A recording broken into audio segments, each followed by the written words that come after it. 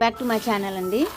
ఈరోజు కందులు ఉన్నాయన్నమాట ఇంట్లో. ఇవి ఎట్లా చేయాలి పప్పు కింద అన్నది మీకు చూపిస్తాను. ఫస్ట్ ఒక పెద్ద టబ్బు తీసుకొని ఇవన్నీ ఒక 24 అవర్స్ బాగా నానాలండి. కొంచెం ఉప్పు తీ కూడా. అప్పుడు దాన్ని వడగట్టేసి పైన ఆరబెట్టాలి. బాగా 4 days ఎండబెడితే ఎండలు మళ్ళీ పోయినాయి అంటే కష్టమని ఇప్పుడే చేసేస్తానండి. ఇవి చూసారు కదా, ఇవి వాటర్లో ఇప్పుడు మనం నానబెట్టేద్దాము. ఒకసారి 2 సార్లు కడిగి చక్కగా నీట్గా కడిగేసుకొని ఆరబెట్టేసుకున్నాం. ఇట్లా శుభ్రంగా కడిగేసుకోవాలి.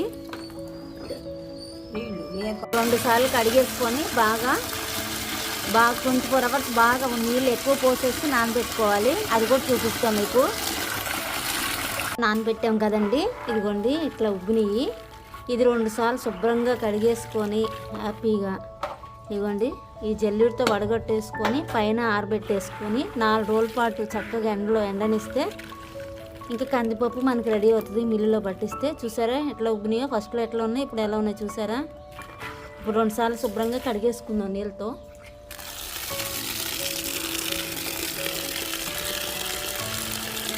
చక్కగా డాబు మీదకి తీసుకొచ్చేసండి, వడగట్టేసాను మొత్తం నీళ్లు. చక్కగా ఎండబెట్టేసుకున్నాను. ఇవి 4 రోజుల పాటు అయితే ఎండాలండి ఎండకి. అప్పుడు పొట్టు కూడా చాలా వరకు వచ్చేస్తుంది. ప్లస్ మిల్లు పట్టించగానే వచ్చేస్తుందండి. మీకు అది కూడా చూపిస్తాను. పప్పు కూడా ఎలా అయిందో చూపిస్తాను మీకు. ఇదిగోండి చక్కగా ఎండలో ఇట్లా పరస వేసుకొని ఇట్లా పెట్టుకోవాలన్నమాట. అయిపోయినాక ఇట్లాగా అయిపోయినాయన్నమాట. ఇప్పుడు మిల్లు కూడా పట్టించేసుకుందామండి.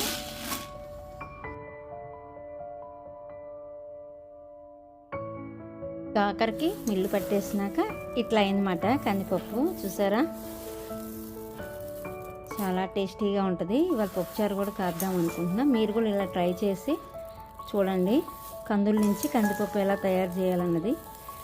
నా ఛానల్ సబ్స్క్రైబ్ చేయండి, లైక్ చేయండి, షేర్ చేయండి.